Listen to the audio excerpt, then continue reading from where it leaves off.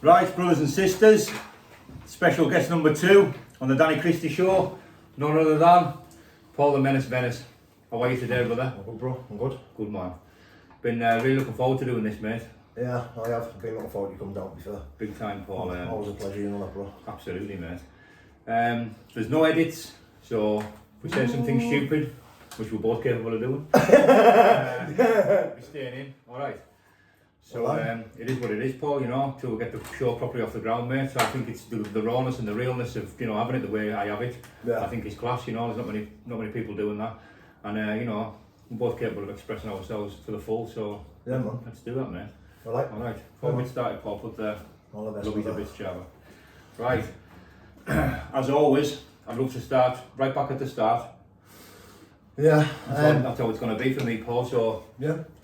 feel free, mate. How was things at school? How was things growing up, you know?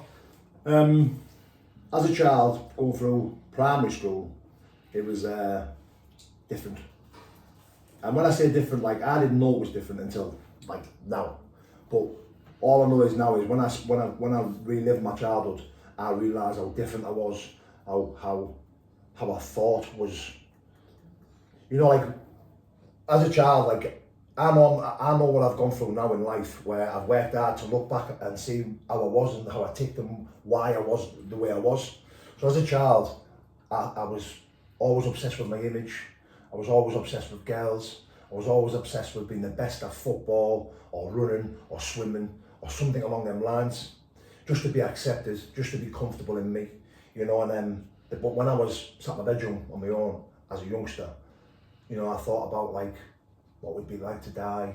You know, I looked in the mirror, didn't felt too fat, you know, felt too ginger, 2 different coloured eyes, felt like a monster, you know. And it could have stemmed from, because I was picked on as well, you know. I was bullied bad by a group of young lads, and, you know, getting called fat, monster, ginger. Were your age group these lads? Yeah. Well, look, they were a year older than me as well. Do you know what I mean? Like, they were like a year old, but at this time I wasn't a fighter, Dan. Do you know what I mean? I was afraid to hit anyone. I was afraid to fight. You know, I was afraid to get hurt. You know, I was just afraid. I was just afraid. You know, and fear ran me. You know, like, it overwhelmed me. You know, and I dare say it was flight that I suffered with, because I just wanted to run away as a child. You know, and getting bullied as bad as I did, to the point where, and my old man was a big man. He was a big mush. He was a bodybuilder. He was a big man. That's right. And he's seen what I was going through, and it got that bad and that rife with bullying, that he was sick of knocking on parents' doors. He was sick of going up and back and forth to school. And I woke up one morning and I just remember big sobbing, not wanting to go to school. And he was like, what's up? And I was like, I don't want to go. And he was like, he just lost it. You know, he was like, putting the weapon in my bag, and he was like, fucking use that. I'm fucking hurting. I'm fucking sick. And he was just going off it. But my mum caught him putting his weapon in my bag. She went, Paul, you can't do that. And he was just so emotional that his boy was getting tortured, do you know what I mean? And I totally get it now when I look back and I see, like, fucking hell, you know, that's how bad it was. So I remember, I stayed off that day. He kept me off. And he was like, listen, like, you need to start fighting, you need to start doing. And I was like, I don't know how to. You know, I'm good at football. I was good at everything that I tried. I was good at everything, even good at hockey. You know, I played county hockey, I swam for the county, I was playing football for the county. I was good at everything I did. I was just too afraid to get hurt or fight. And I don't know what it was. Looking back at it now, I think, why was I afraid to fight? No, and it's strange, you know, I can't explain it. But going through all that primary school and suffering the way I did, it was the 6 weeks holidays, you know, before you leave primary school and go to secondary school.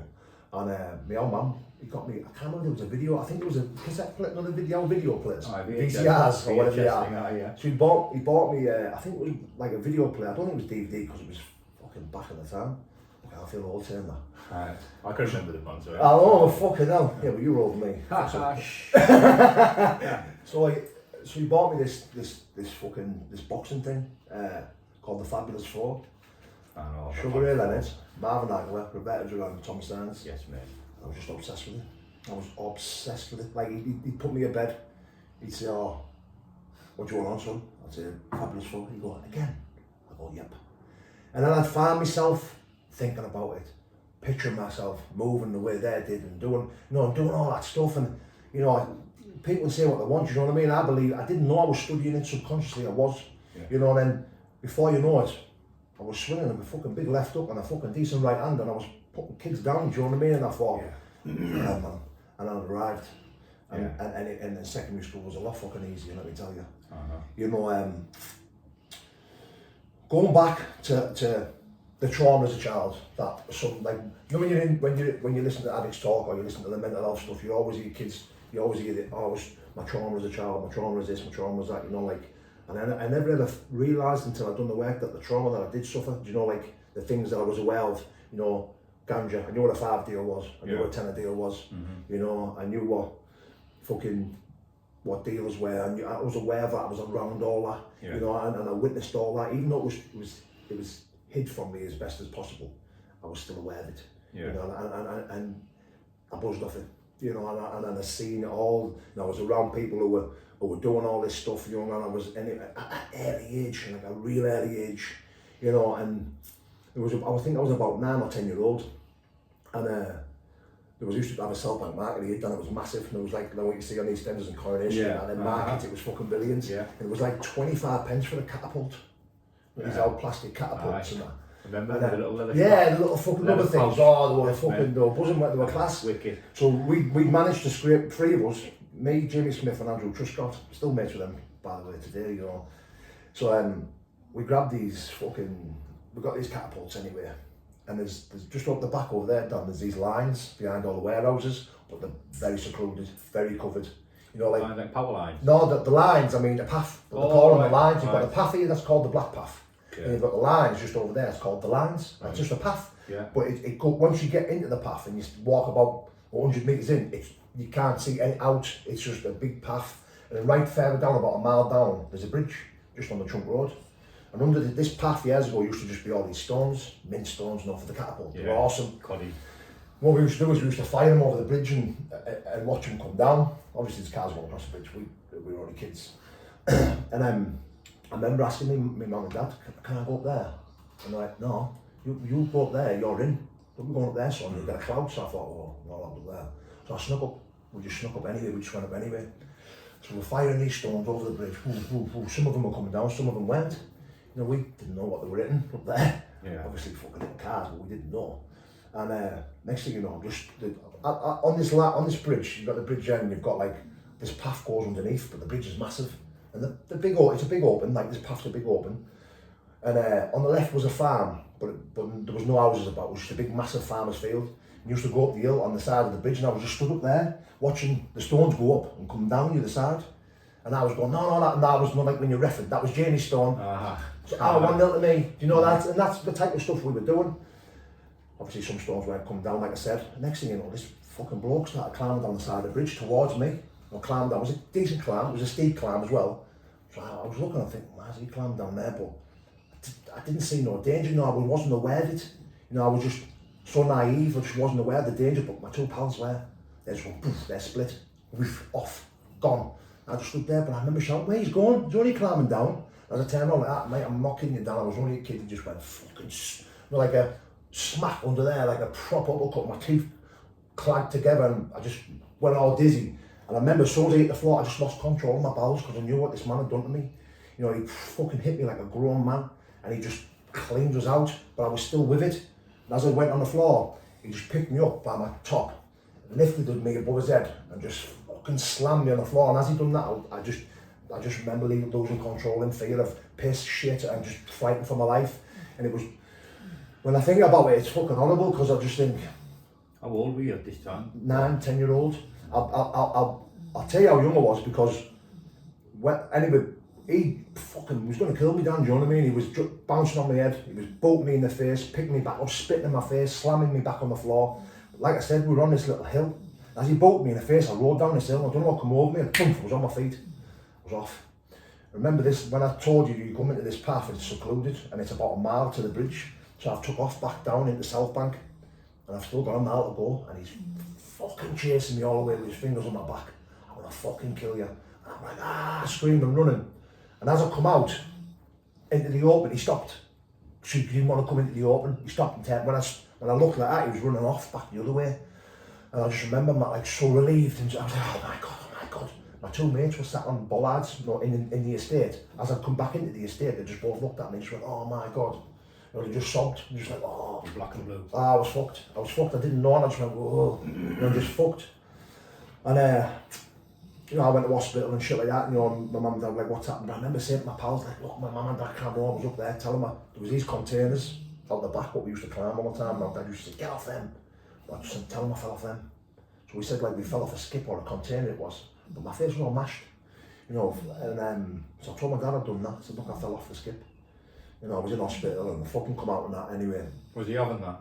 You know, man? He did at first, because he didn't know, yeah, he was like, because it was a big fall, and if I'd landed on my mind, do you know what I mean? It was fucking, you know, it was, that's probably what would have happened, do you know what I mean? Like my face ball smashed in and shit.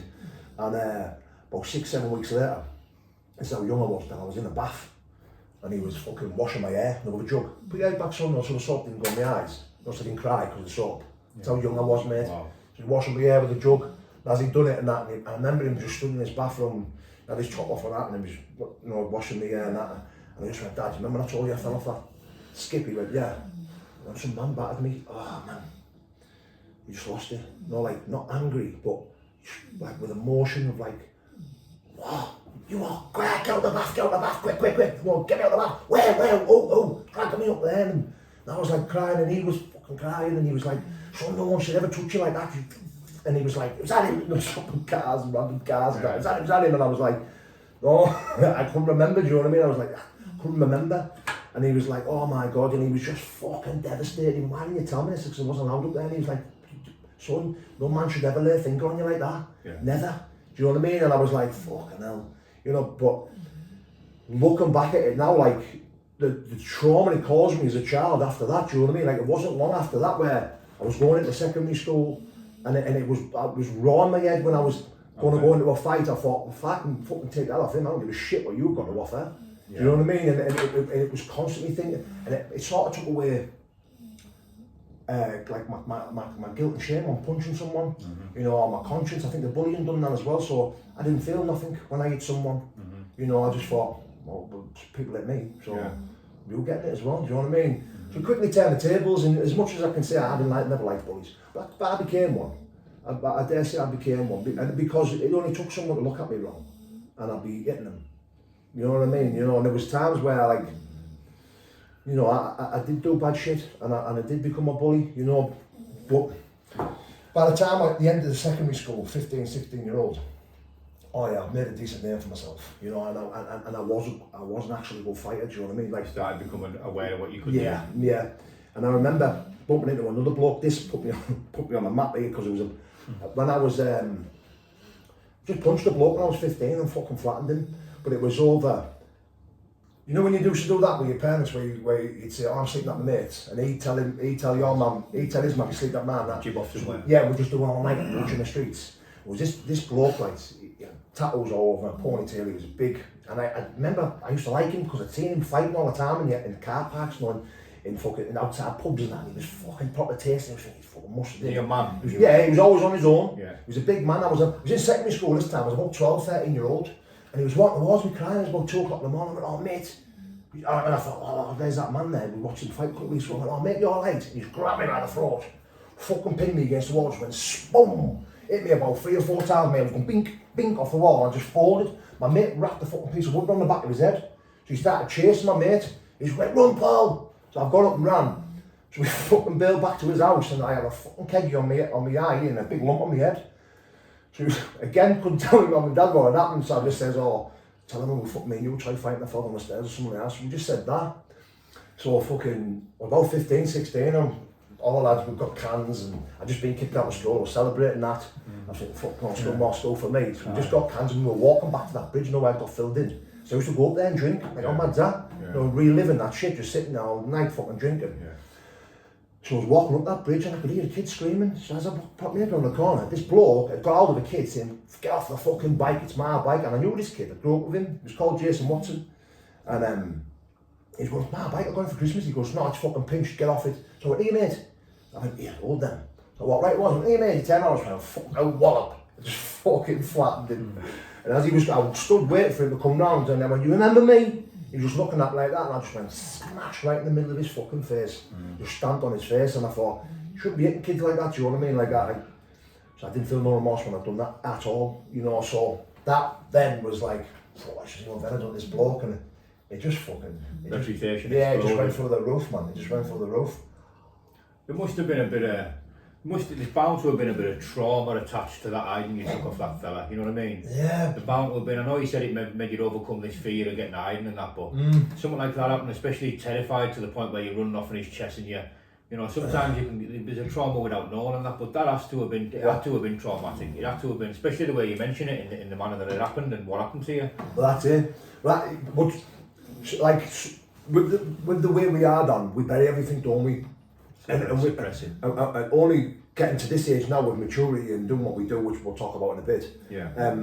We learn, don't we? Like how we wear, we go through all that, we prepare the pit and we see.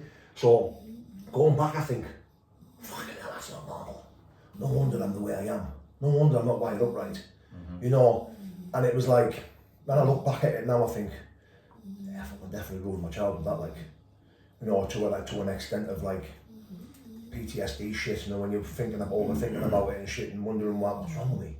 That's what's wrong with you, Paul. You fucking went through that. Do you know what I mean? Yes, mate. But it is what it is, isn't it? Do you know what I mean? Like, I know lads and people who've been through worse, you know, and survived it. So it's just one of them things. You just bury it, don't you? Do you know? So yeah. By the time I left school, mate, I was this fucking fighting maniac that everyone thought was like, oh, the next Nee Duffy.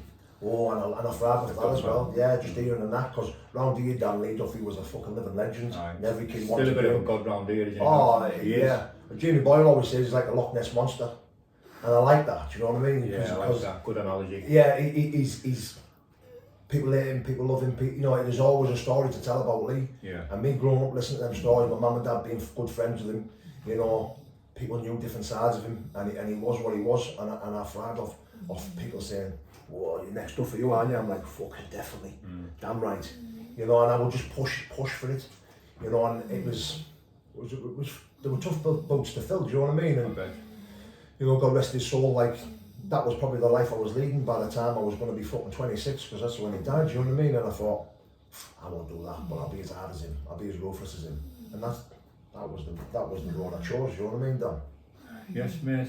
So I was just thinking something there. So by this time, I mean, you're a kid who could pagger. You know what I mean? That comes with its own, and a reputation, but it comes with its own popularity, we call it. You know what I mean? So by this time, I imagine you were a popular kid. Yeah. Do you think it was genuine popularity? Do you think, I mean, you always have your close mates, some, you know, your close mates will love you for life, but do you think a lot of the people were scared of you, Paul? You know, instead of being, you know, were you loved, or were you think you were more feared by this time in your life, at this point? I think by the time I was 16, there was a lot of older lads who were making decent money, a lot of older lads who were creaming it, making a lot of money, and like, oh, hey, Paul, you know, I'm not, just come on. Yeah. You know, and you sort of like that Rottweiler, aren't you? Yeah, of course.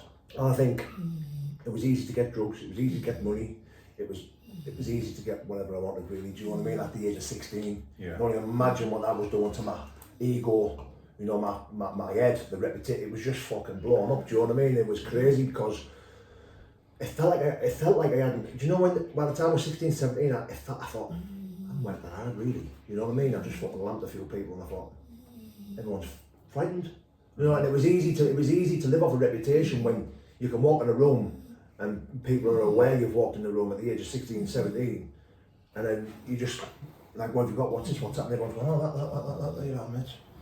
You know, and you sort of get this godly feeling in you, where it's not from God, but you think, I am God. You know, and it, empowering, very empowering feeling. And I know that now that's what was inevitably going to ruin me, you know, having that untouchable feeling like that. Yeah.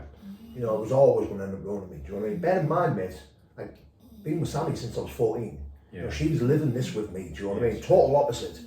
Such a fucking good girl. She's pregnant as well, like at 15, you know, and all she wants to do is just live with me and live by me, and I'm just fucking out, just causing havoc, causing trouble, fucking didn't give a fuck about anyone and anything, do you know what I mean? And it was just, I didn't care about myself by the time I was 17, 18, Dan, do you know what I mean? Like, don't get me wrong, the reputation was nice, the fee was nice, all that was nice, but inevitably it was going to ruin me, do you know what I mean? Yes, that lifestyle. As you know yourself, do you know what I mean? It's fucking, once you get to a point where everyone knows you're hard, everyone knows you're mustard, everyone knows you've got big balls, You know, it's easy, isn't it? It is, mate. And like I said, it becomes with its own sort of empowering feeling, you know. Yeah. But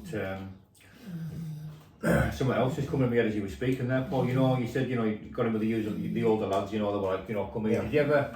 Did you ever feel, I mean, sometimes you don't at the time, but looking back maybe, did you ever feel like you were used by the older lot, you know, for ever collecting money or whatever they were having you doing? Oh yeah, definitely. Folk and that, yeah, you know? definitely, but didn't mind at the time. You know, I didn't mind, and you know, there was some good, decent older lads who only wanted the best for me. Yeah. You know, but there was some decent older lads who I looked up to. But in my head, I was thinking, I'm gonna take what you've got, son. You know, but I'm gonna do it. I'd rather do it in a nice way, where I just put it on you and you step aside. You know, or eventually I'm gonna end up slapping you. Do you know what I mean? Yeah. And I didn't want to do that, but it was always, mate, you know what? It was always for my gains. You know, if someone said, "Oh, he owes 500 quid," I will get it. I will get it. Don't worry about that. I will get it. You know, and I'd made sure, I'm keeping it, by the way, but I'll let them know I'm getting it for you. You know, so it was, you can say I was using them as well, do you know what I mean? But you know yourself, mate, once people think, oh, he's hard as fuck, they'll offer you a line, do you want a drink? You know, and you're with them for a fucking 2 or 3 days. Things become a lot easier, don't they, you know? Yeah. They do. Yeah. Fucking mad. They do, mate. Right, I'm glad that we feel I've covered a bit of that. My next thing, what I wanted to know was, Paul, like, you know, where was your mindset? Where were you on this run up to you getting talked, you know, sent to prison? You know, I want to touch on that. I want to know where your head was, who you're knocking about with, you know, what kind of state you were in prison before you went to prison. Where your head was. About 2 years before I went to prison, about 3 years before I went to prison. So I'm going through this reputation stuff and all that, right? And building that, becoming a bit of a hard man, but also developing a nice little addiction as well on the way. You know, because when I was 15, 16, Dan, I was banging the football, so I wasn't really touching drugs. My mates were all smoking weed. I was like, smack it, you're right, smack it, man. You know, but I was banging the football. You know, I was in our clubs, Hartlepool and all this stuff. But as I got to about 17, 18, the reputation just took over because I wasn't asked about. Coffee coming out. I wasn't asked about football or anything. I mean, don't get me wrong, I still played a decent level, but I was more about fighting now. The opportunity presented itself when I was about 17, 18 to jump in the ring. I was in a pub. Yeah. You know, they were putting a big kickboxing. Touching on this one. Do you want me to talk about absolutely, it now? No, absolutely. So it was just because it was this was like before, about 3 years before I started, because this just enlightened like my addiction and everything. Yeah. So there was a couple of Asian lads, all kickboxers, well respected lads. I knew them all. You know, big shout out to Nadim. He was there as well. Like he says to me, "You can have a fight, can you, then?" I was like, "Yeah, well, I." In front of all the boys and that. This is in a pub, innit? Yeah, but they were putting a show on upstairs, the kickboxing show. He went, "Lads pulled out. Do you want to jump in?" I was like, "Whoa." But everyone was like, "Oh no, you have to fight." And because I was just going, "Yeah, of course, I can." He went, "Good lad," but he went, "Oh, do you want to fight tonight upstairs?" Whoa, I was like, "What?" He went, "Yeah." You boozy in that, no? Yeah, I was had a couple of pints and that, a few of them as well. Yeah. And all the lads were like, "Oh, you have to. Yeah, you have to fight tonight." I was like, "Oh, all right, what is it then?" He was like, "A kickboxing fight." I was like, "Kickboxing?" He was like, "Yeah." He says, "I mean, what proper fucking guy?" He went, "Yeah." So I was like, "What's the lad like?" He was like, "You'll beat him. You know, you just want me in there." So I was like, "All right, and fuck it." So I flies home, fucking try to swell your face with cold water. I'm thinking, "Oh my God, what's going on here?" Yeah. You don't have time to think about it, do you? So I was just back in the pub. I was like, "Right, let's go. I'm ready here." About 2 hours into it, this fucking bloke walked in, about 6'4". I was thinking, "Oh my God," they went, "That's what you're fighting." He didn't look much, to be fair, but I was like, "Yeah, come here. How many fights this cunt had here?" He went, "He's only had 2. But I was like, "Has he won them both?" He went, "He has, like, yeah, he's won them both." But anyway, I get in and I do this kickboxing fight. I never swung a kick. I was just looking for my hands. I was fucked out my head. I was just looking, and he battered me for the first 2 rounds. In the 3rd round, he was just as tight as I was. I thought, fucking hell. Because I hadn't really swung a shot like that, and I just fucking hit him with this right hand and fucking flattened him. I was like, "Get up!" And that was it, and it was just fucking come off, and I thought, whoa. There was a bloke there, he was like, "Listen, you need to get the boxing, you're unlicensed boxing," and that. I was like, "Yeah." And it was all your crowd watching this at the time, all the South Bankers and that, yeah, everyone was there. It was fucking mental, mate, it was mental. So I just knocked this fucking lad out, mate, flattened him and that. I got up and that, I was talking to him, mate, "How many fights you had?" He went, 6. I went, "Sure, that's the first one I've lost." I was like, "What the fuck?" So anyway, when I come out, there was this, I was thrown up in the toilets because I was that knackered, thrown up in the toilets, this little fucking Scottish kid. was behind me going, here, Mark, I'll beat you in kickboxing fight, I'll do this, I'll do that. I'm like, who the fuck are you, like? I mean, here, fucking get out and throw him, you stupid cunt. Was he fighting on the show, just watching one of his He was fighting on the show, he was fighting on the show. Right. But he was heavyweight, he was like, I'll fight you, kickboxing. I'm saying, listen, I'm throwing up, you stupid bastard, said, fucking do one, mate. He pissed me off.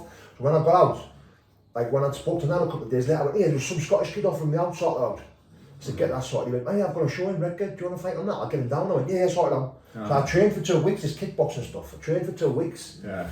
So I ended up fighting this fat kid, but he was tasty, he was a proper kickboxer, but I was just too quick for him, I don't know what it was from my hand, he just frightened. You threw any kicks in that fight? I did, yeah. But he just done this like fake shoulder thing in the first round. Cocked it. Yeah, he just shit himself. He didn't want it, and I was like, fucking, this is me. This like I'm enjoying this. But there was a guy there. He went, listen, Tony Robles putting some shows on. Big shout out to Tony Robles as well. He says, Tony Robles puts EBF unlicensed boxing shows on. Do you want to fight? We'll get you on there, some decent dough. So I was like, yeah, fucking right. Get us a fight. So I started fighting on EBF? there. EBF. With Spencer Brown and the boys? Well, I dream it was just Tony Robles who done this one. Right. He Tony will know all them.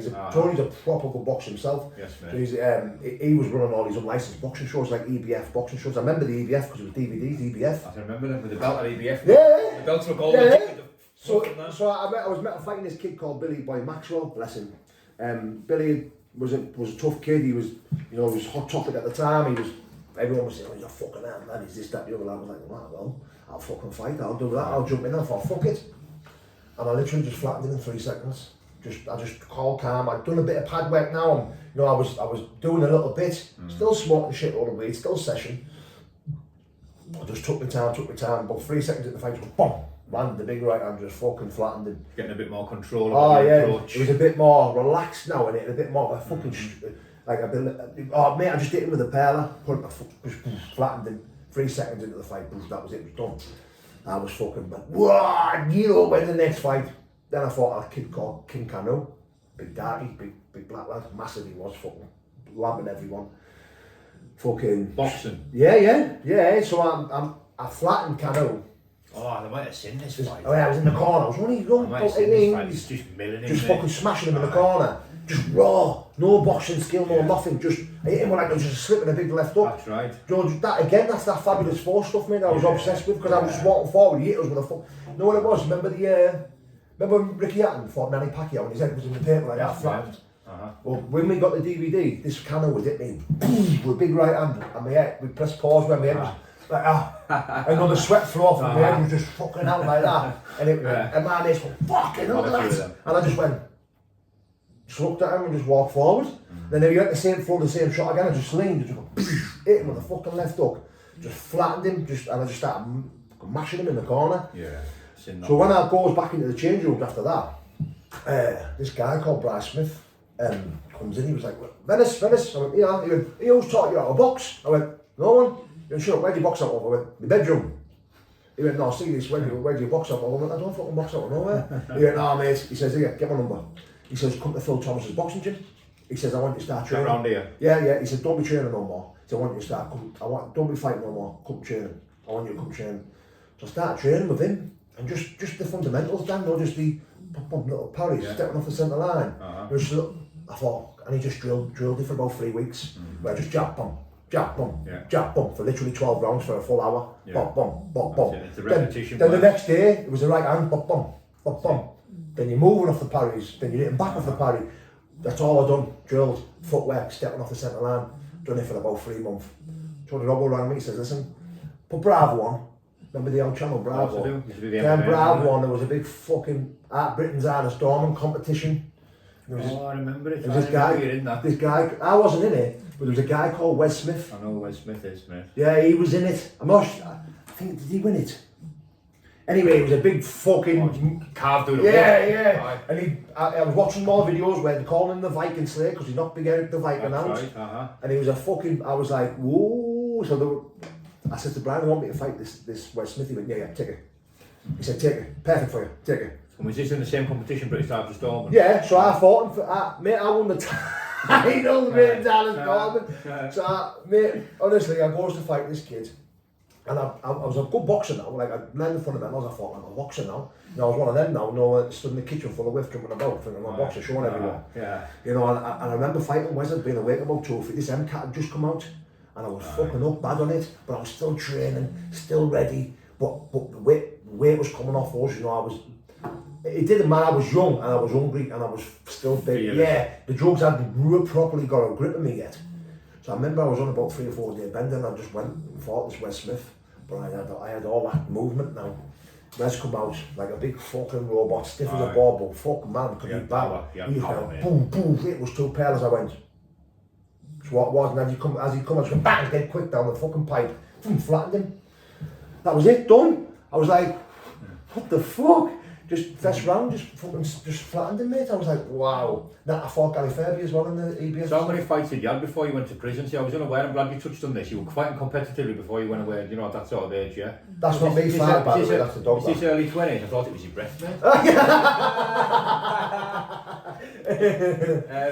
But you were... Whoa, did you smell that? Nah, my nose is blocked, mate. Gladly.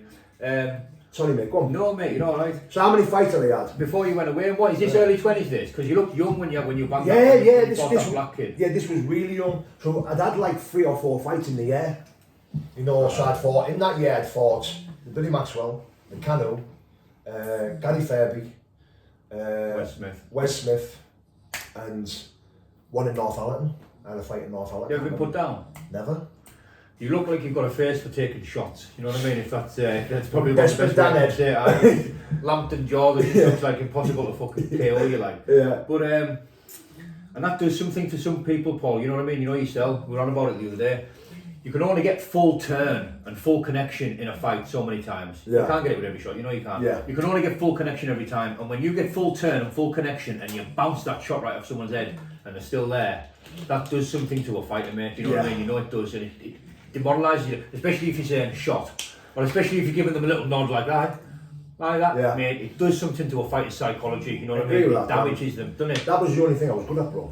So let me tell you something. Most of the lads who I probably boxed or fought, Gary Fairby, for example, schooled me. Good hands. Schooled me. Yeah. Gary was, you know, when I took the Gary Fairby fight, it was on a week's notice. You know, again, session, you know, but it was before I'd stepped foot in Phil Thomas as well. This was before then.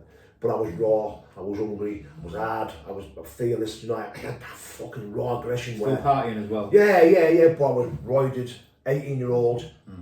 Mate, I was just fucking, I was playing football 6-7 times a week.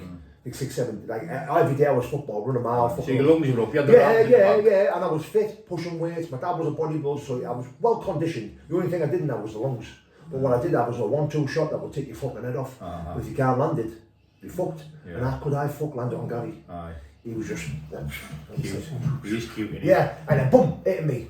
And I was like, ooh, come on. But then when I don't know what come over me where I just started going to the body. So I was hitting him on the body, boom, dropped him. Yeah. Gary went the full distance with me, but I put him down nearly every round. Aye. Do you know what I mean? I remember with like heavy singles. Yeah, I think I did hit him, but when you know yourself, when you're fighting a real good boxer, you can take the brunt off it. Shot, if I'm just swinging, Gary sees him, but you know yourself, Gary. I did catch Gary once or twice. Yeah. And he says, didn't he? Fucking kick and bang. Do you know what I mean? Yeah. But I thought, fucking. Well, Gary taught me a good lesson because I knew. I thought, fucking hell, I need to do road work. I need to do something to get fitter because if I don't land him and I have to go through that again, I am fucked. You know, and I remember dropping Gary in the last round, and I'm literally laid on the ropes looking at him. Looking like that. I'm laid on the ropes looking at him like that, going. And he's looking at me going, no wincing because I'm hitting with a body shot. He's looking at me, then he looks up at me, and I look at him and he just goes, smiles at me. I thought, you little cunt. He just got straight back up. I thought, you little bastard. And that was it. We just fucking we went at it again. But thankfully, I dropped in the rounds. You man to get a 10-8, don't you? So I'd won. I think it was only a fucking 5-round fight, but fucking hell, I was knackered. Yeah. I was blitzing the fucking bongs and all that before the fight as well. So I was like. I was very unfit, but it was a tear up, like, to say the least. I want to touch on something a little bit about Gary Fairby. You see, big shout out Gary Fairby, by the way. Now, when I first came across Paul, what it was, there was some videos of me going about on the internet, and I won't go into them what they were, but they were of a very negative, threatening, violent nature, shall we say. And I sees a comment. And at that time I couldn't get enough of the comments. I'm reading everything. And I'm at that time and I'm like, if I see a bad comment, you know, I want to know where people live. I'm like, who's this dickhead giving me shit, whoever it was. So this video was, you know, it was a video that I wasn't particularly proud of looking back. Anyways, sees his comment off you. First time I've ever heard of you. Didn't know, I had no clue you were, Paul. Sees his comment. And I remember at the end of the video, I says, I'll fucking fight you here, I'll fight you there, I'll fight you anywhere. And sees his comment at the bottom, which says, I'll fight you. So I clicked on it, just seeing this big lump with a belt around his waist. What the fuck's this here? Straight to me, engaging straight away. Oh, fuck, it's what you do, fuck all you.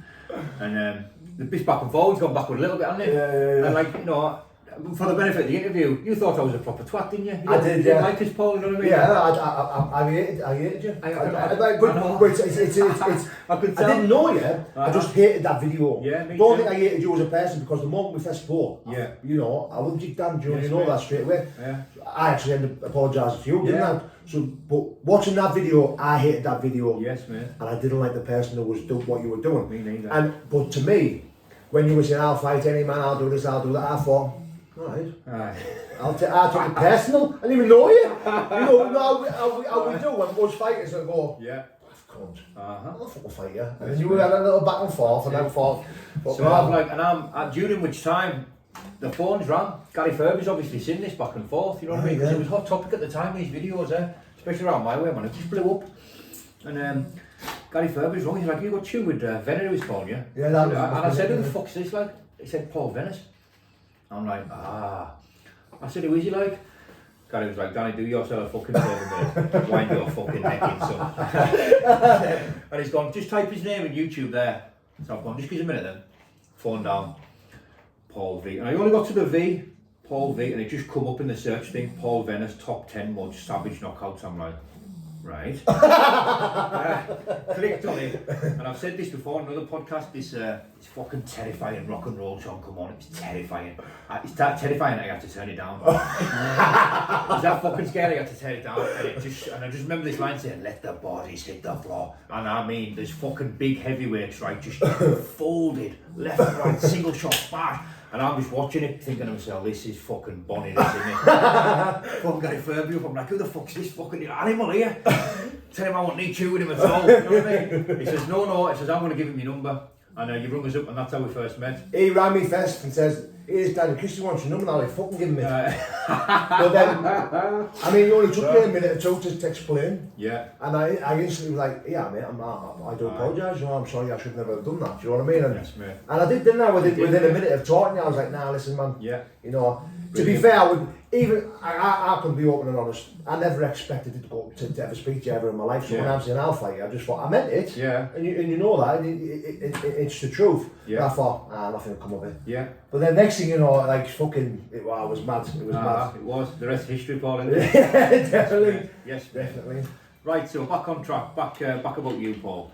So you obviously competed unlicensed. You said you had them 2 K1. Did you leave the K1 there? No. So what happened was, after that Wes Smith, mate, I'd deteriorated after that Wes Smith fight.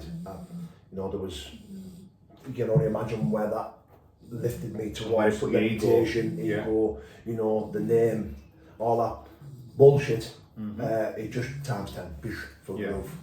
But I quickly developed, within that year of fighting Wes, I quickly developed a crack addiction, a cocaine addiction, Massive active and addiction. and the volumes and fucking tablets and all that. And it was just, and this MCAT would just come out as well. It ruined my life. That MCAT, it ruined my life. And it fucking did. For the next 3, 4, 5 years, I was just fucking absolutely deteriorated. No fighting from where the West Smith. No. It was just all. I was solely focused on taking drugs every day. Am I right to say that West Smith was your last fight before you got sent away? Yeah. Right. Yeah. So I'm glad we've talked about that then, mate. One or two things I wasn't aware of there, even knowing you quite well.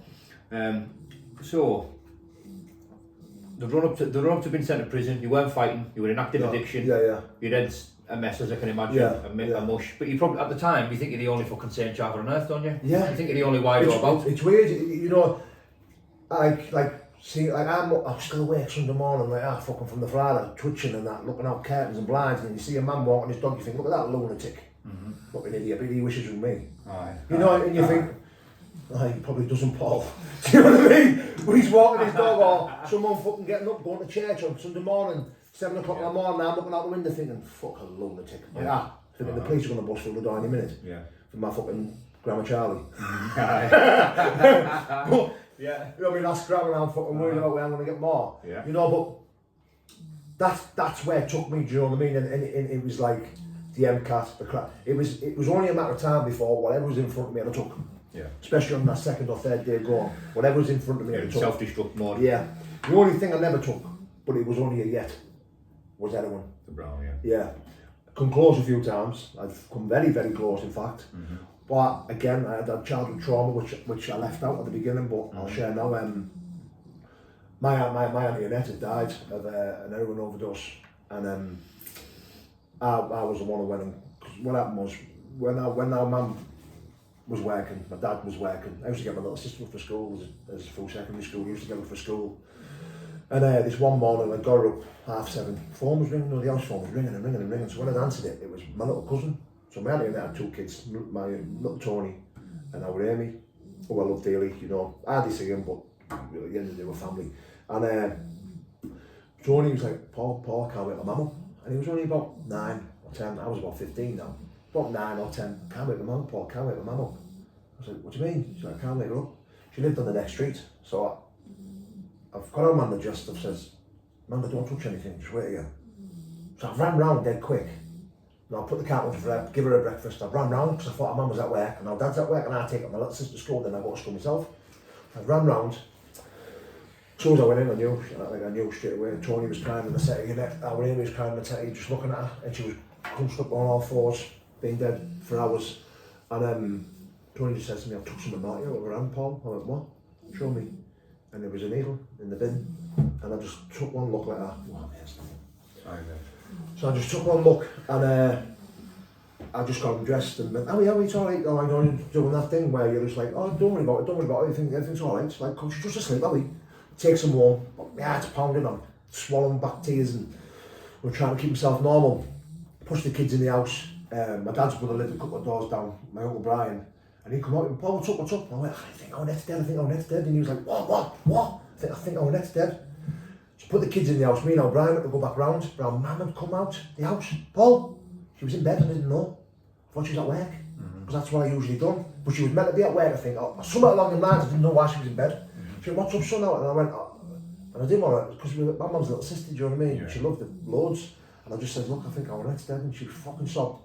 And as we both went round and that, I remember our mum just hitting the roof, grabbing her Annette, trying to pick her up, and I could see her face, and I could, it was ruthless, mate, do you know what I mean? It was a bad thing, but, you know, that never left me again, Dan, you know, being 15-year-old and seeing that, and, you know, you knew it was heroin, and do you think that? Yeah, I knew 100% it was heroin. I tell you why, Dan, because at the time there was Iraq, all that shit was going on, where they were poisoning the heroin. Yeah. There was a little girl, there was a young girl in the paper where she was crunched over with a needle in her hand. That's exactly how Annette was laid. It was like she'd had it and slid off the settee and just, you know, so that was a massive risk because I loved my auntie Annette. You know, I loved her. I was always over. She lived in Grangetown at one point, and I was always over there sleeping. All I wanted to do was sleep there with her. You know what I mean? Because she kept me mint and all. Sweets I wasn't allowed. The popper wasn't allowed. No, she'd always give me everything and that. And I just loved spending time with her, films, and you know, it was class. I loved it over there with her.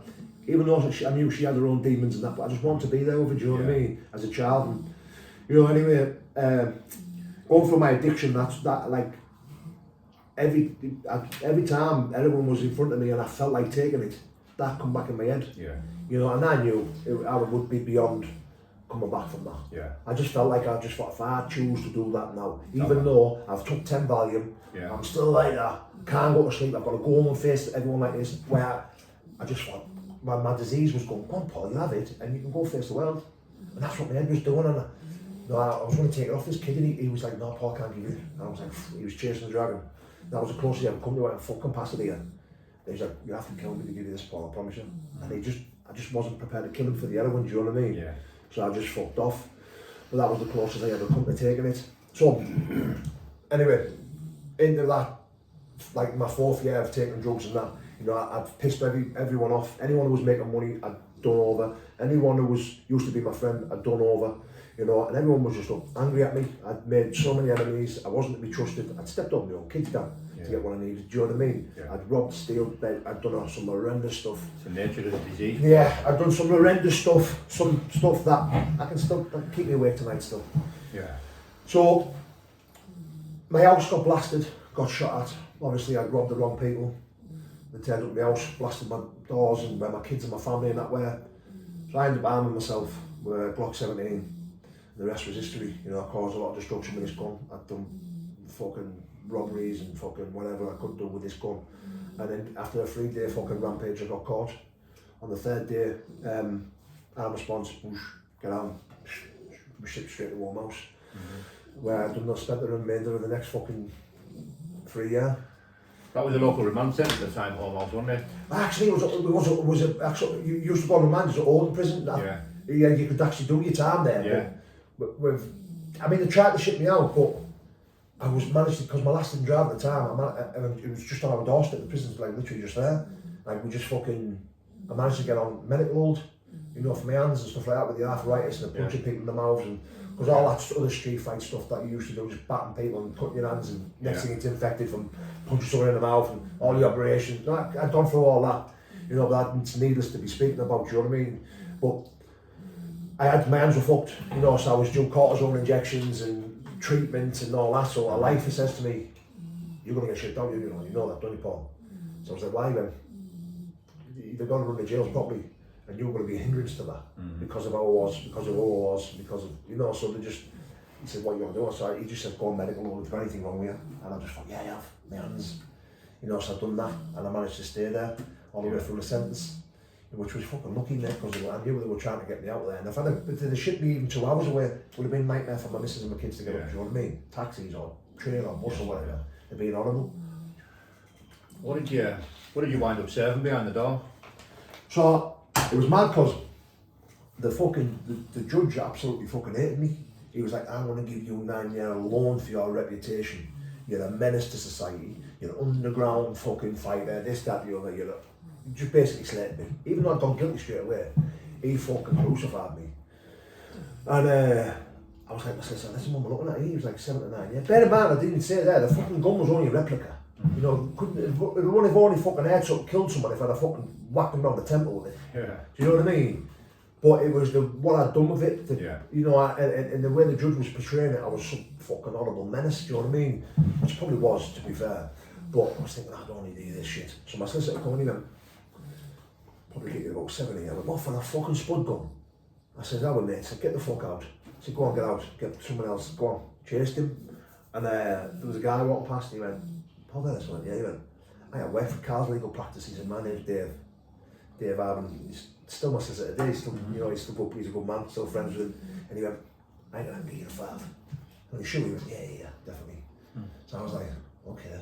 You know, be tough, but we'll see what we can do. Anyway, so about 7 months went by. Sentenced, getting sentenced. So I'm down there.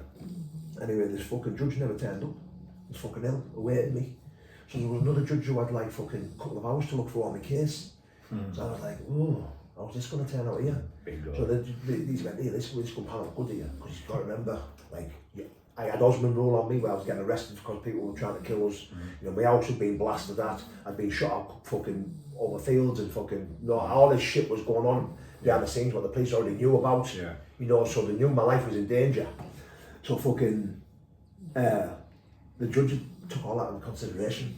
And he says, I believe Paul is a man who acted in fear to protect his loved ones and his own and himself. That's why I think he harmed himself. So today, I'm going to give him a 5. But with his sentence, with his early not the guilty plea that I've done straight away, so I'm going to knock 20% off as well. So I got 3 years. I fucking skipped all the way back to prison. I was like, get up. Never got my remand time back though. Which so I'm getting like 3 months, 3 years, 7 months-ish. Yeah, so well, I wasn't asked because I'm thinking fucking 7, 5, 9s. I'm thinking, oh my god. You wind up doing about 20 months or something maybe? Yeah, so I was like, when I was going the way back and I knew what I was getting and it was a 3 and it wasn't a 5 or more, I was happy. I was happy. Do you know what I mean? I knew when I was coming home and I was fucking happy. Yeah. You know, as happy as you can be in a place like that, to be Yeah. fair. But, yeah. See, I've watched, obviously a big fan, Paul. I've watched a few of your podcasts and that talking about prison and stuff. And see, I don't want this to be a repetition of other podcasts. You know what I mean? I don't want you to repeat stuff what I've already seen, what people have already seen. Yeah. So I'm going to skip a little bit of prison out, Paul, if that's all right. No problem. Simply because of I know the I story. wasn't too excited anyway. And I'm sure people know the story. Yeah. But you get out of prison. You get out of prison when? I got out of prison. So I've been out of prison now about 8.5, 9 years. Yeah. I got out in I think it was February or end of February. Anyway, I get out on the Friday. That's all I know. So I get out on the Friday. On the Wednesday, my solicitor comes to see me, my probation officer comes to see me and says, "Oh, you're going to Austin and Leeds." I went, "What?" So you think you're going home? And on a Wednesday, she comes to see me. You're going to Austin and Leeds. I went, "Going home, you daft cunt." She went, "You're not." I said, "Right, well, let me tell you something. You might as well keep me in here. Because I'm not going to Austin. I'm going home with my family." She went, "No, you can't." I said, "Why?" Social services were involved. Because my life was in danger and the house got shut. If I was targeted again when I got out, then I wouldn't have been allowed next to my fucking kid. Like, them, I get it now. Do you know what I mean? Now I get it now. So a part of me was like, fuming. I said, "I'm not going to Leeds." I said, "I'll swear, I'll tell you exactly what's going to happen here. I'm going to go home, see my kids, because you spend the weekend with your family, then you go on the Monday." Right. So I says, "I'll be back in here by Monday." I says, "I'm not going to Leeds in hospital, no fucking way." So my lass doesn't drive anything. So she says, "Right, go back to your cell." So that's what we said. Then I was back out about 4 hours. She come and got me again. She went, "Mate, I've got you in the hostel in Middlesbrough." So I was like, didn't want to go in the hostel full stop, do you know what I mean? But I thought, fuck it, it is what it is. Just wanted to get out of this place. So I ended up going into a hostel in Middlesbrough. Again, right through drugs. You know, it was... I took off where I left off, getting out of prison, with the drug taking, with the fucking, all that stuff. Just the ground running. Yeah, because of the place I was in, because, you know, and it frightened me after death, because I thought I promised everyone I was going to change, and, you know, it's going to be different, and, you know, things aren't going to be the same. Let's have it right, you didn't have much clean time in prison, am I right? Nah, I used all the way through prison. Yeah. I told all my family that I'm clean. Yeah. I was fucking bang on the subby and everything. Yeah. But I did get off it before I got out. I got off everything. I'd spent about a month off everything before I got out, just to prepare myself. Yeah, right. Yeah, so when I got out for the first week in the hostel, I stayed clean. But then, being on this curfew, 12 till 1, then back home, then back at 6, and then that was you in all night. So I was like, fuck, I don't know what's going on here. So then I slowly but surely, the lads were like, "You doing around? Are you on a joint?" You know, the lads who were in the hostel, which is not their fault, but I was like, yeah, fucking right, fuck this. And then before you know it, I'm having 3-day benders in the hostel, fucking behind the door, and fucking twitching, and no, my lass is turning my phone off, and I said, "Where the fuck's he?" She's ringing the hostel. "He's on drugs in there." No, you're like, shit. You know, it was shit. Right where I left off, I thought, oh my God. Anyway, I managed to swindle my way out of this hostel. You know, I was failing drug tests left, right and centre. I managed to swindle my way out, but social services were massively involved still. But when I got out, there was this gym called Impact Martial Arts. And I got involved with NA, Narcotics Anonymous, straight away, but I kept coming away, going back, coming away, going back, coming away. The message was carried to me of Narcotics Anonymous by my mother. So I wasn't quite ready for it at the time. But let me tell you something about that, Dan, about my mum and the NA. I'll just briefly, dead quick. So my mum's dad, my granddad Bill, he done 5 or 6 years whacking someone with a fucking axe. When he got out, he was involved in this fellowship, Alcoholics Anonymous. So he brought this fellowship to Middlesbrough for his 3 daughters. So because the 3 daughters were addicts. And one of them daughters was my mother. You know, and this was 25 years ago. Because my mum's 24 years clean sober. And I'm aware of this, by the way. This is for the benefit of the interview. This is belt. I know you were nodding there and smiling. I was thinking, how's he know this? I've not said this. No, mate, I know this. Yes, because when you were smiling, I was thinking, have I told him this before? No, you haven't, mate. I know. Well, this is what I'm saying. So, Grandad Bill is Mr. fucking Fellowship. Do you know what I mean? He's like 40 odd years and clean. Anyway, he's a living legend in the recovery world. Anyway, so is my mum as well now. I know that, mate. I remember. So anyway, he brought this fellowship. Sadly, I one of his daughters passed away because of this disease of addiction. You know, my mum carried a message to me, the 12-step program. I saw my little sister, by the way, because by the way I was in prison, my little sister got clean and that. And my little sister's, like my big sister in recovery, she's 12 years, 13 years, something like that. Maybe it's mom. No. Class little fucking system they had going by the time I got out. So I got involved in fellowship, and I'd also dived into this Impact Martial Arts gym, who weren't charging me. They wanted me off the streets. They wanted to do right by me. You know, so I went into this Impact Martial Arts, didn't charge me, just wanted me to train, keep off the streets. No, it was a family friend who owned it, and they just helped me. But I was focused on recovery as well. You know, recovery wasn't a bed of roses for me at the beginning. I was still relapsing out, and I was a few pints and a couple of lads and another fucking 24-hour bend, and was still there for the first fucking 2 years. No, in and out. Yeah. I managed to survive the relapses, and I had enough, you know, and I fucking delved in it. I got a sponsor, you know, and I started flying it. At this time, I started sparring with in Impact Martial Arts. I was learning how to kick. I was getting involved in kickboxing, K1, leg kicks, all this stuff. It was like water off a duck's back for me, Dan. Still not competing, just getting training. No, just training. Trying to graft in the recovery and the fellowship, Just working on myself, and I was, you know, I'd been clean now a good few months, you know, and life was fucking good. I was fit, you know. My obsession was this gym, you know, and fellowship, and I was a better man for my wife and kids and that. You know what I mean? Things. It's only been about 4 or 5 months, but things were mint. Anyway, this kid come down, and he was sparring with one of the heavyweights in the gym, and this kid was fighting for a world title in Italy in 3 or 4 weeks' time, and our heavyweight only got a couple of rounds out of him. He'd hurt himself, so I'm in the corner, I'm fucking just training, watching and that. Our coach goes, "Here then, you want to jump in?" He says, "Travelled here, man, he wants some hard rounds, do you want to jump in?" I went, "Yeah, well, I've been sparring with this other heavyweight, was sparring, so I knew I was getting there." So I went, "Yeah, well, but I thought, I don't need to go back here. Like this is a fight, this. I'm going to see what I'm like." I fucking dropped him, body shot, folded him in half. This kid was on the floor for about 5 minutes. And then when he was getting up and he was hitting me, and his mate, I went back and at the end of the round, my coach went, "Bow down, take it easy, bow down." And I thought, I've never had a fight, he's fighting for a world title, fucking proper veteran, proper good lad this lad was as well. And I was like, and I remember saying to him, "Will you tell me pro?" Like, he went, "Yeah, well, you know why he's saying that, don't you?" You know why he's telling you? Yeah, because he wanted me to fight him. He said, and I remember at the end, I'd done 10 rounds with this lad. At my own pace, at my pace. I was in control. And I was like, fucking hell, this is alright. So, at the end, my coach went, "Wow, you hope he wins that, mate, because we calling him out. You can fucking fight him then." I was like, "Do you reckon?" He went, "Definitely." But I wanted to do, it was kickboxing with the trousers at the time. I wanted to do this K1. I said, everyone I'm going to be fighting is massive. So I can't see me lifting mat, kicking people in the face, you know what I mean? He says, "Look," so I was showing him this K1, and I was obsessed with this Mike Zambidas. I am Mike Zambidas, a little fucking beast. I was obsessed with him, the way he fought, even though he was a lighter weight, but I thought, that is my style.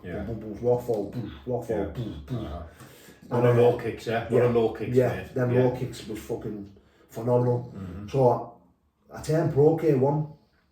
Luckily enough, our Alan, he's my cousin, but he was like my brother, like my dad and his dad are brothers, and they were fucking close, and everything was, we were tight.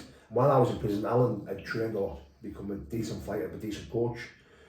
So, and I never ever mentioned this on podcast. I don't know why I always skip this without Alan, but I don't know why, but I'm going to mention it tonight. You know, Alan become my coach, our Alan, and he drilled, again, boxing, left hook, leg kick, right hook, left kick. You know the way you twist? But off a hook, kick. That's it. Hook, it works with the body dynamics. And that's all I've done. More square on. Loaded, aren't you? That's all I've done. So my first 2 fights, I stopped the leg kicks. That was it. And then I was on a fucking tech. Like, bear in mind, you had all these unlicensed boxing fights all over. You had a fucking bare knuckle fight where they'd just a fucking tear up with a lad on the field where I just chinned him, fucking put him flat and These were all on YouTube, Dan, on different pages. I never had a YouTube channel or anything like that then, but they were all on there. So when my coach was trying to, so where you get matched up is like, you've either got 2 fights or none. That's how you get matched up. If you've got 4 fights or 5 fights, you're not getting matched up against someone who's had no fights. I had zero fights at the time. So there was a chap who was trying to match me up. When he was sending my details, the coach was ringing back along. "You're fucking mad." Like, Benny's all over YouTube. All over YouTube flaking people. Yeah, you can't, my man's not ready for him. So the chap was like, "Paul, like, you need to get them off." So I just was going through them, reporting every video, reporting. Eventually they all come off, even the Gary Fairley one. We took it off, got them all off. Right, now he's ready for the fight. So I fought the lads, one of my first fights, flattened him straight away in the leisure centre, first 10 seconds. Yeah. And then it was with the pads and that on though. Yeah. And then after about 2 fights I turned pro. I was like, listen, I'm ready to go pro, mate, let's go pro. And the rest was history, Dad. No, like I just fucking was put on the match straight away, you know, and yeah, I just fucking... Had some good people behind you, some good sponsors, a good team. Yeah, mate. Well, what happened was, I thought, I've landed myself a job on the steelworks. You know, and while I was working, it was my dad's mate who was my boss, so he was just like, when I was training, I said, I've got a fight, Steve, 6 weeks. He went, don't worry, because you know, he would clock me in and out, and you know, he was doing all that stuff, but he said, but you still need to come to work. And then I was waking up in the morning when I'm training, he went, no, you still need to fucking come to work, and then go home in a couple of hours. Like, what are you doing? I was like, oh, right, sounds alright. So I still had to do that, but it was hard, you know, to fight, because I feel myself moving up on these levels. Yeah. And I managed to get it. I'd only had about 5 or 6 fights, and I managed to get into a fight, into a tournament where there was like James Cannon, Lucas Propiak, Darren Moffat, some proper K1 fighters, only on the British level, Dan. Yeah. You know, like these were like kids. Yeah, they were breaking into the top 10 in Britain's in the rankings, and I thought, and so Chappie went, oh, there's a lad pulled out, do you want to jump in that? So I was like, yeah, right, get me in that. So I went and jumped in this. Like James Cannon was like fucking 15, 16 fights, fucking lost 1 or 2, or I'm not sure if he lost. Lucas had never lost, the big Polish dude. Right. He ended up fucking winning the world title in fucking Wembley Arena or the O2 and all that, do you know what I mean? Yeah. Anyway, I'll come to that. So I get in this tournament, I draw James Cannon, who was favourite to win it in Newcastle. Fuck me, he was like a orangutan, like dead tall, dead big, very skillful, struggled with him. You know, it's on YouTube, you see that I struggle with him. I even had to take a step back sometimes, which wasn't in my comfort zone. Step back, poof, got him, flattened him. You know, fought Lucas in the final. Very good friends with Lucas now, messages and talk to him a lot, you know, and ended up beating Lucas in the final and won this six-man competition, and won the prize money, wins this fucking dual full belt. Now I'm on the map, do you know what I mean? I broke into the top 10. Yes, mate. And I was fucking buzzing.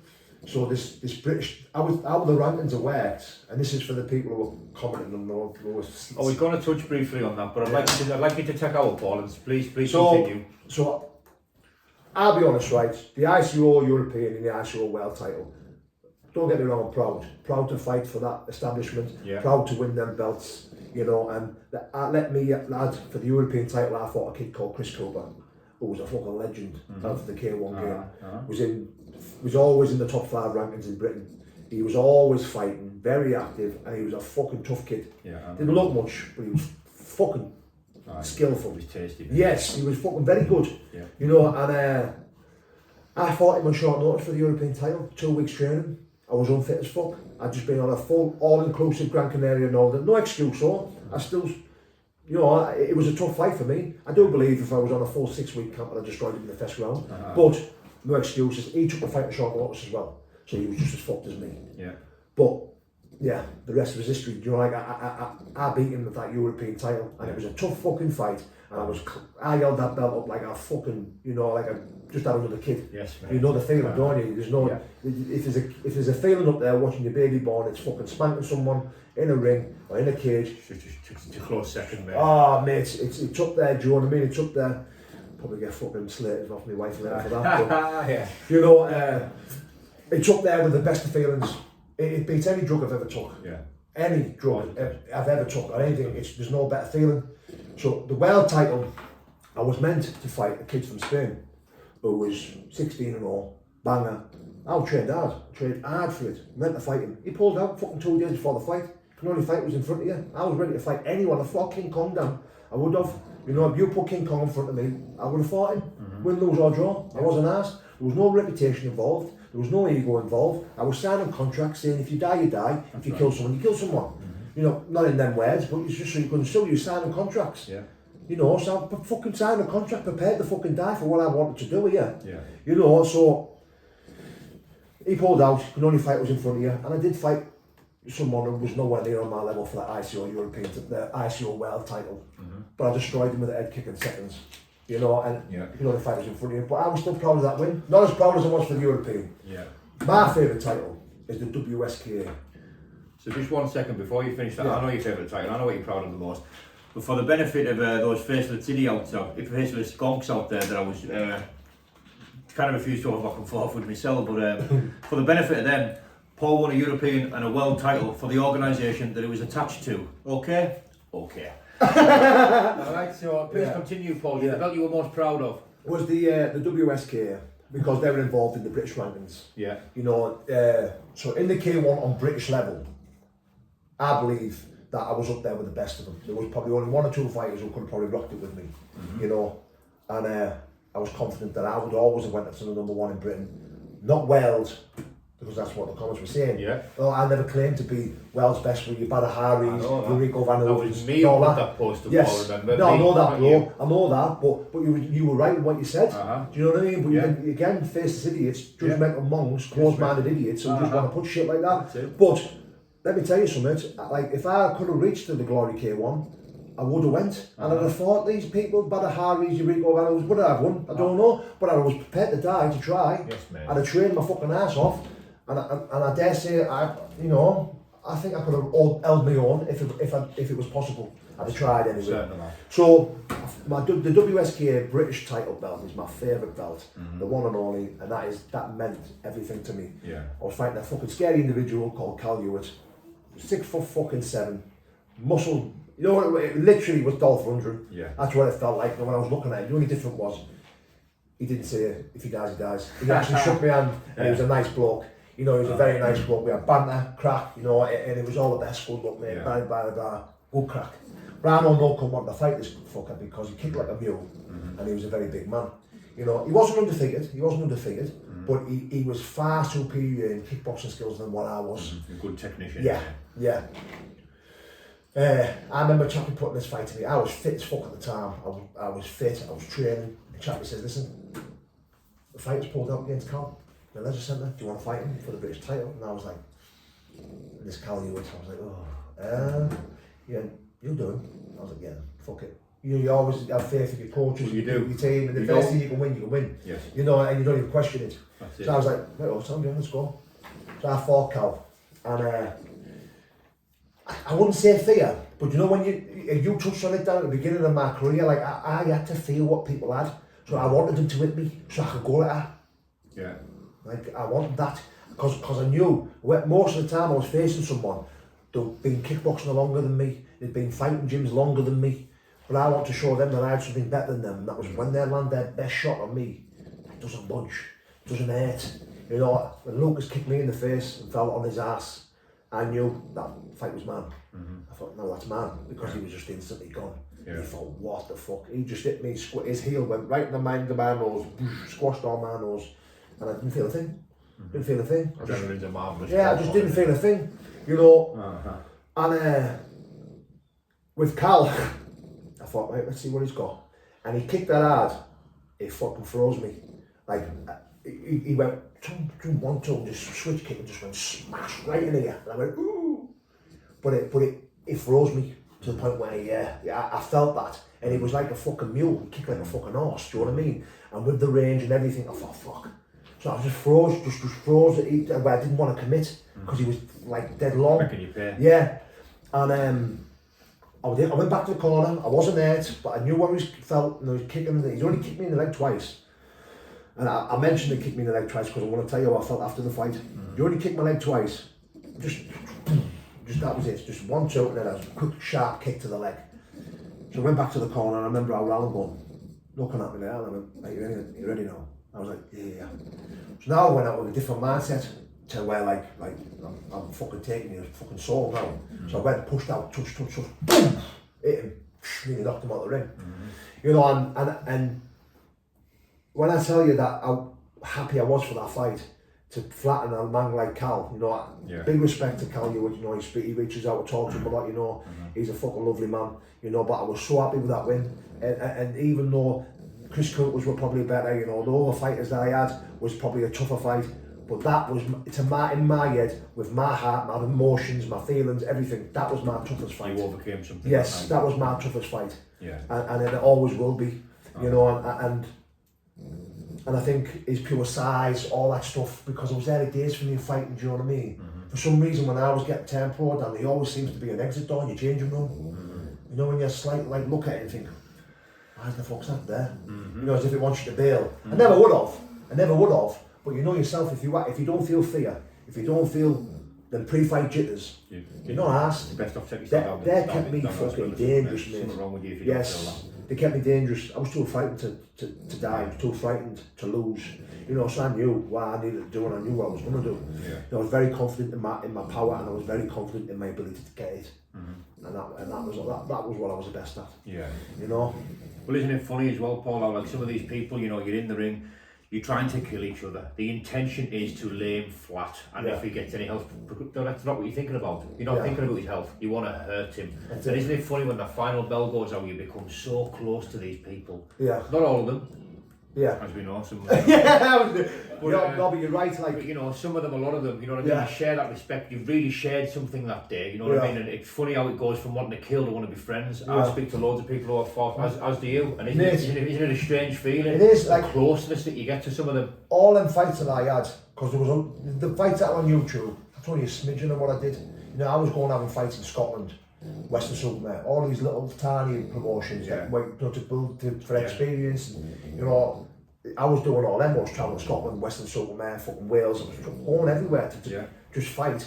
You know, in dingy pubs and fucking. You know, I was just going and fighting. Fuck it. I was just fucking building all this fights, and some of them they were tough for the first fucking minute, and then both land, game over. Yeah. You know, and that's how it was.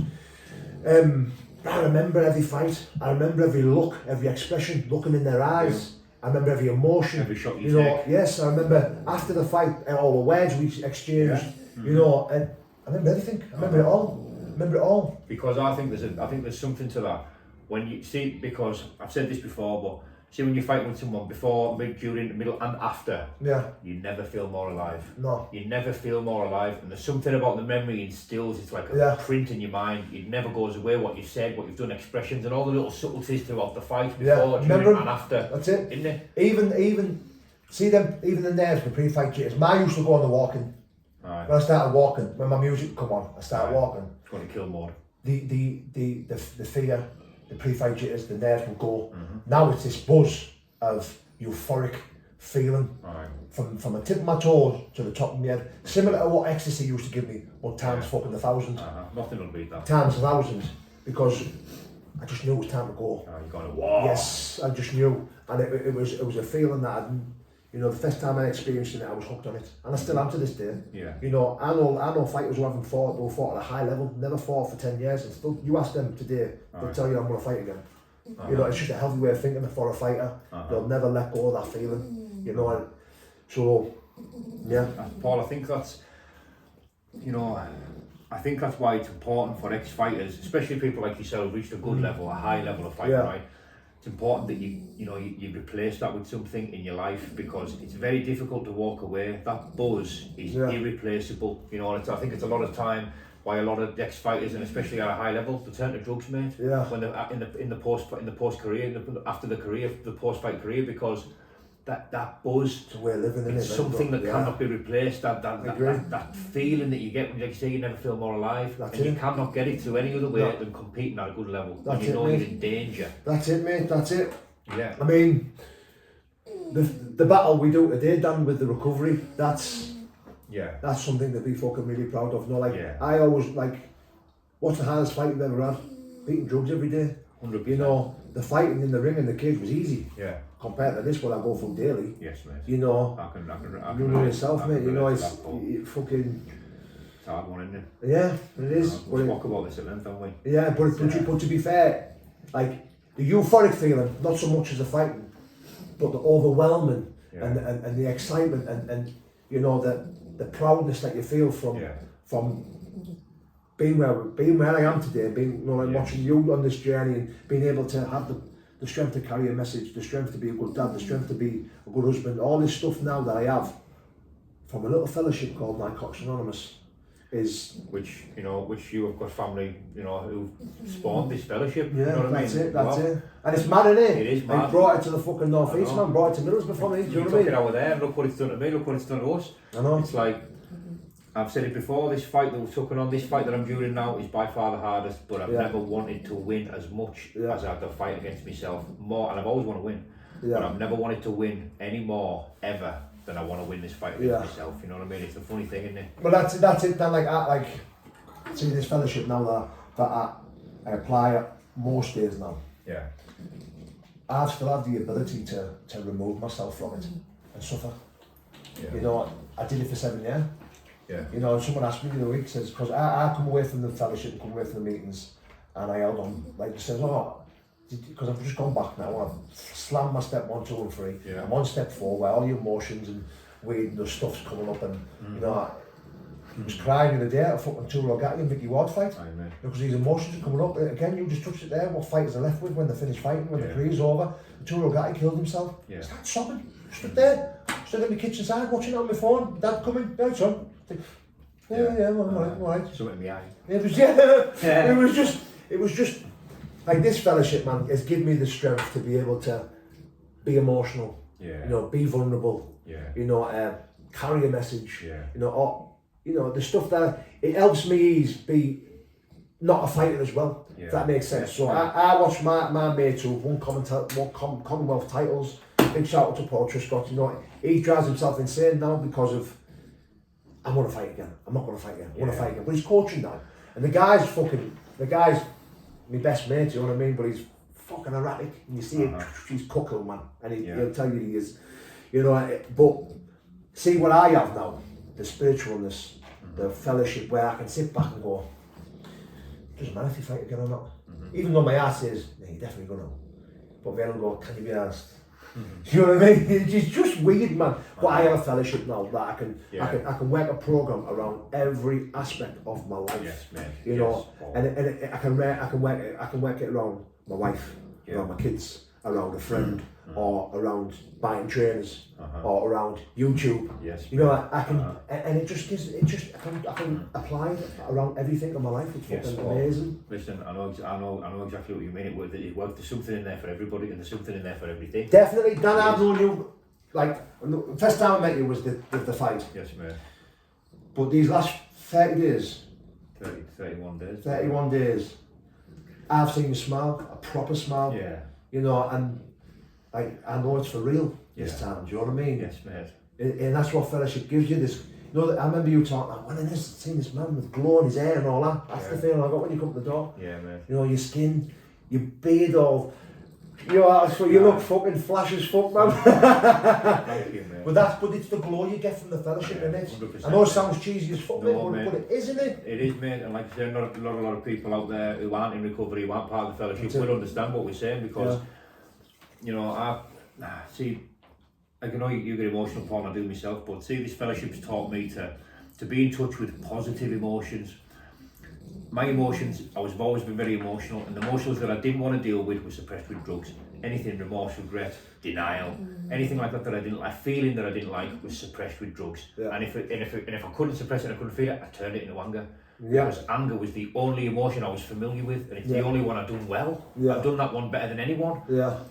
But now, you know, the process is different, the thought process is different, and that's all thanks to the fellowship. You know, I can enjoy a good feeling, and I can go through these spectrum of emotions, the whole spectrum, good, bad and ugly, the stuff that I don't like to go through. I can sit and I can recognise and reminisce some of the bad things I've done, not in a proud fashion, not in a see, because I don't live in regret either. I've done some bad things, Paul, but as you have, but I don't live in regret. If I could go back and had a magic Bernard's watch or a magic thing, I would go back and I could change them, but because I can't afford to live in regret.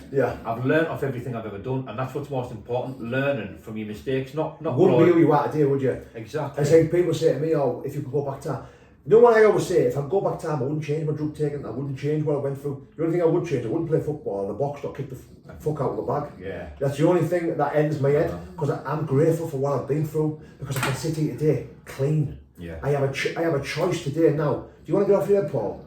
Or do you not? And I think, I choose not. Every morning. Yes. You know, and imagine if I didn't go through it then, I probably wouldn't have a choice now. I'd just be choosing to get off my head all day.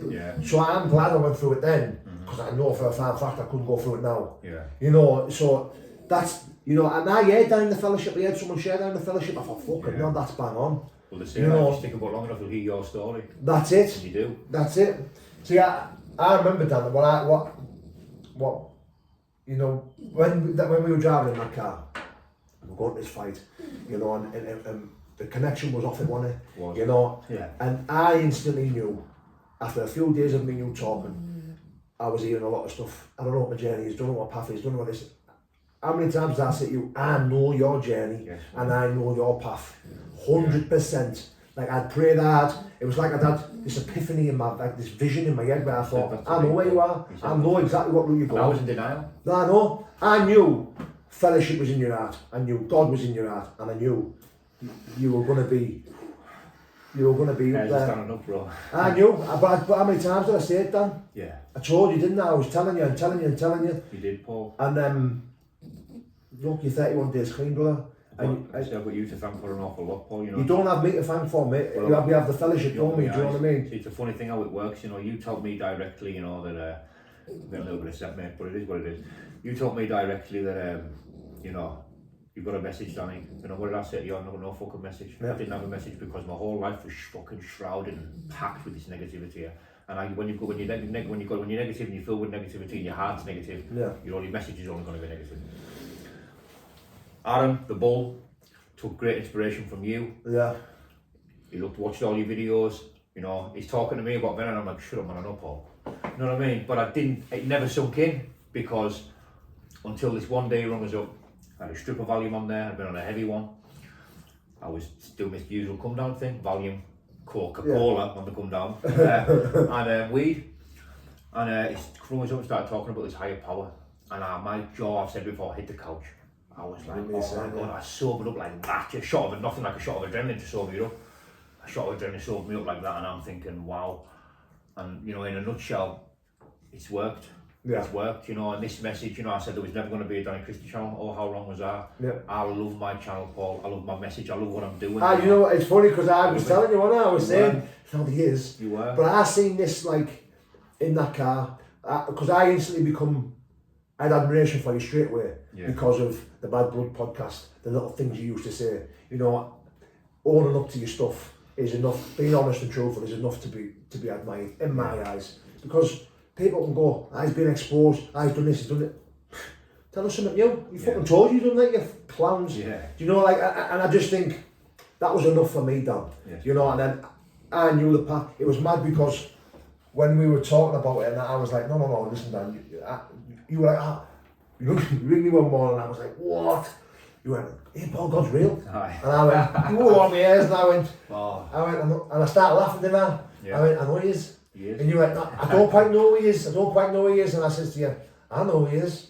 And you were like, well, I believe in higher power, this, that, and the other. And I was like, so I put the phone down, I went, Jesus is coming to you, Dan. Uh-huh. And I prayed hard, and I thought, I know you're God, Dan. Yeah, it's yeah. only a matter of time. And within a week, you knew. And every day that goes by, Paul, I get closer and closer. You do. It's fucking brilliant to watch, mate. It's fucking amazing class. feeling, Paul.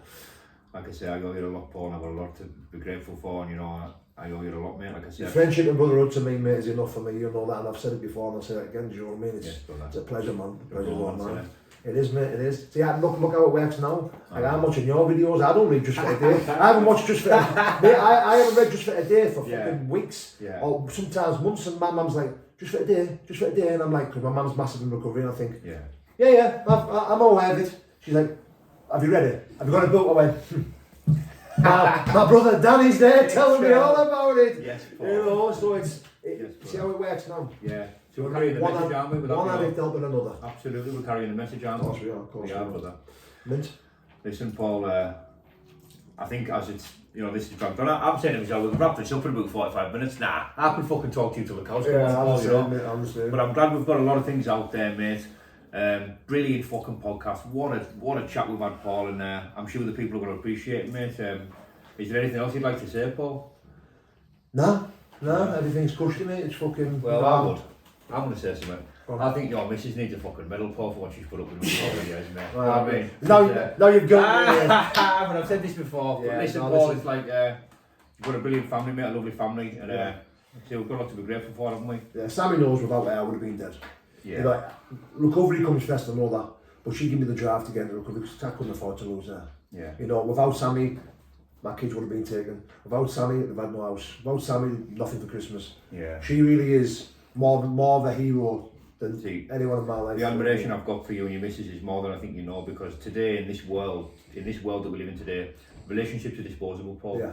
You don't let your bird get a new one. Yeah. You know what I mean? But like I say, what you've got and what you've been through together as a couple, Yeah. I think it's amazing, Paul. I really do. Thanks, Dan, mate. Yes, Appreciate it, mate. Listen, brother, put it there.